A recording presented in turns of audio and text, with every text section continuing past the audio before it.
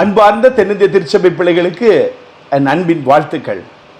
என்னுடைய முகத்தை பார்த்தாலே உங்களுக்கு தெரியும், ஒரு மகிழ்ச்சிகரமான ஒரு சந்தோஷமான சட்ட போராட்டத்தை போராடி கர்த்தருடைய பெரிதான கிருபையினாலும் இரக்கத்தினாலும் ஜெயம் பெற்று விட்டோம். ஹல்லேலூயா. பெரிய ஆச்சரியமான காரியம். அதாவது எஸ்சிசி காலேஜ், சாராட்டக்கர் காலேஜில் இந்த பர்னபாஸ் செய்த அட்டூழியங்களுக்கு கணக்கு கிடையாது.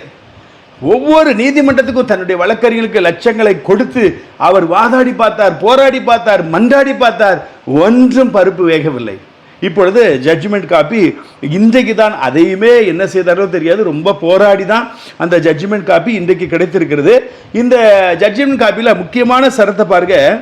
இந்த பர்னபாஸை குறித்து ஜஸ்டிஸ் ஜெயச்சந்திரன் ஒரு தீர்ப்பு கொடுக்கிறாங்க. பல கோடி மதிப்பிலான சொத்துக்களை வைத்திருக்கும் இந்த நிர்வாகம் கல்வி நிறுவனங்கள் மற்றும் மருத்துவமனைகளின் நிர்வாகத்தையும் உள்ளடங்கி உள்ளது.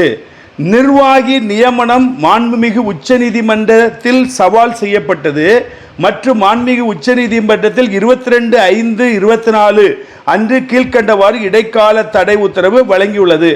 இந்த தடை உத்தரவு வழங்கி உள்ளது என்று இப்பொழுது உள்ள இந்த ஜட்ஜி சொல்றாங்க. தடை உத்தரவு வழங்கின பிறகும் தான் இஷ்டம் போல தாந்தோணித்தரமாக எல்லாவற்றையும் செய்ததுனால இன்னைக்கு ஒரு நல்லது ஒரு தீர்ப்பு பாருங்க. கடைசியாக அந்த தீர்ப்பு இவ்வளவு பாய் எல்லா வேலைகளும் நின்று விட்டது. ஒரு தனிநபராக சாம்சன் பால்ராஜ் எந்த வகையிலும் ஊழியர்களின் பட்டியல் விவரங்கள் குறிப்பீடுகளை தயாரிக்கும் பொறுப்பை எந்த வகையிலும் ஒப்படைக்க முடியாது. நீதிமன்றம் சொல்லியிருக்கு, சாம்சன் பால்ராஜ் எந்த வகையிலும் வேலைக்காரர்கள், அதாவது கல்லூரியில் வேலை செய்கிற பணியாளர்களுடைய பட்டியல் விவரங்கள் குறிப்புகளை தயாரிக்கும் பொறுப்பை எந்த வகையிலும் ஒப்படைக்க முடியாது. முக்கியமாக செயலாளராக இருக்கும் பொறுப்பு சாராட்டக்கர் என்று சொல்லி அவர் பொறுப்பு சாராட்டக்கர் செயலாளர் என்று சொல்லி அவருக்கு எந்த ஒரு அருகதை கிடையாது. அவர் உள்ளே செல்லக்கூடாது, எதிலையும் தலையிடக்கூடாது என்று அதிகாரப்பூர்வமாக எழுத்துப்பூர்வமாக வந்துவிட்டது. அதற்கு முன்பதாக வாதாடினதை வைத்து நான் உங்களுக்கு தெரியப்படுத்தினேன். அதுக்கப்புறம் பாருங்க, சரியான தீர்ப்பு பாருங்க.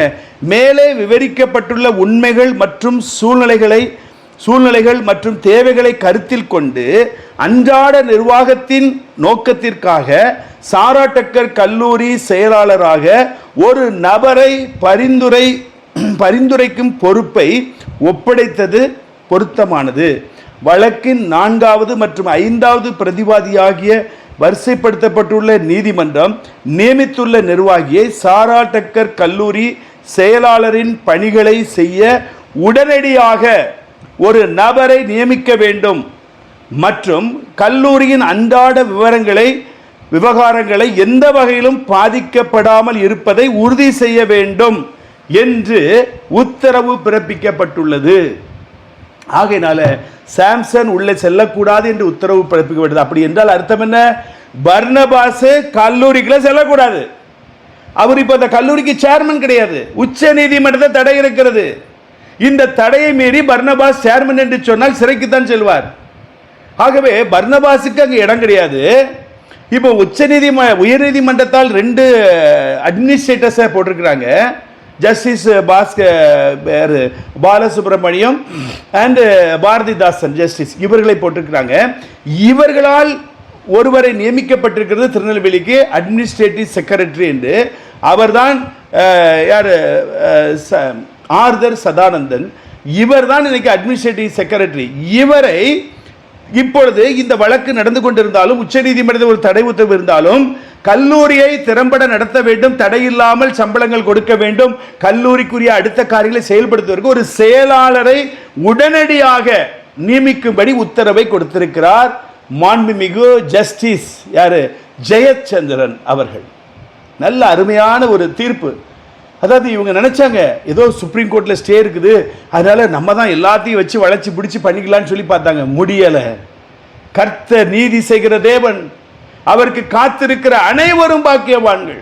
உன் வழக்கை என்னிடத்தில் கொண்டு வா என்று சொல்லியிருக்கிறார். இன்றைக்கு இந்த நீதிபரராய் யார்? ஜஸ்டிஸ் ஜெயச்சந்திரன் செயல்பட்டிருக்கிறார் என்று சொன்னால் தேவனுடைய வார்த்தை, தேவனுடைய கரத்தின் கிரியாய் அவர் செயல்பட்டிருக்கிறார். ஆகவே சீக்கிரத்தில் செயலாளர் உள்ளே ஏறப்போகிறார்கள். அதற்கு கர்த்தர் வாசலை திறந்திருக்கிறார். இந்த தகவல்களை ஜஸ்டிஸ் பாலசுப்ரமணியம், ஜஸ்டிஸ் பாரதிதாசன் இவர்கள் இருவருக்கும் நோட்டீஸாக உயர்நீதிமன்றத்திலிருந்து அவருடைய வழக்கறிஞர்களை வைத்து அனுப்பி இருக்கிறது. இவ்வளவு தெளிவான ஒரு தீர்ப்பை, ஒரு அதாவது சூத்த சொத்துல இல்லாமல், அதாவது ஏதாவது வழுக்கு என்று இல்லாமல் சரியா தெளிவா ஒரு தீர்ப்பை ஜஸ்டிஸ் ஜெயச்சந்திரன் அவர்கள் கொடுத்திருக்கிறார். அவர்களுக்கு நாம் நன்றி செலுத்துவோம். இனி எஸ்சிசி கல்லூரியில் வேலை பார்க்கிற பேராசிரியர்கள் மற்றும் அலுவலக பணியாளர்கள் நீங்கள் சந்தோஷமாயிருங்கள், பட்டாசு போட்டு சந்தோஷத்தை அனுபவியுங்கள். இந்த பர்னபாசுடைய ஆட்டம் அடங்கிவிட்டது. இந்த யாரு சாம்சன் பால்ராஜுடைய ஆட்டம் அடங்கிவிட்டது. இனி அவர்கள் உள்ளே நுழைய முடியாது. ஆகவே நீங்கள் மகிழ்ச்சியோடு சந்தோஷமாக இனி உள்ள உங்களுடைய வேலைகளை செய்யுங்கள். சம்பளம் தடையில்லாமல் உங்களுக்கு வரும். கடவுள் இந்த பெரிய காரியத்தை உங்களுக்கு செய்து விட்டார். சீக்கிரத்தில் அந்த உஷா மேடத்துக்கும் கேஸு சாதகமாக கர்த்தர் கொடுப்பார். அவர்கள் கொடுக்கப்பட்ட அந்த பணி காலம் முடியும் வரைக்கும், ஏப்ரல் மாதம் வரைக்கும் அவர்கள் அந்த பணியை தொடர்வார்கள். சீக்கிரத்தில் அந்த ஜட்ஜ்மெண்ட்டுக்கும் நாம் காத்திருப்போம். ஆகவே கர்த்தர் நீதி செய்வார். அவருக்கு காத்திருக்கிற அனைவரும் பாக்கியவான்கள். கவலைப்படாதிருங்கள்.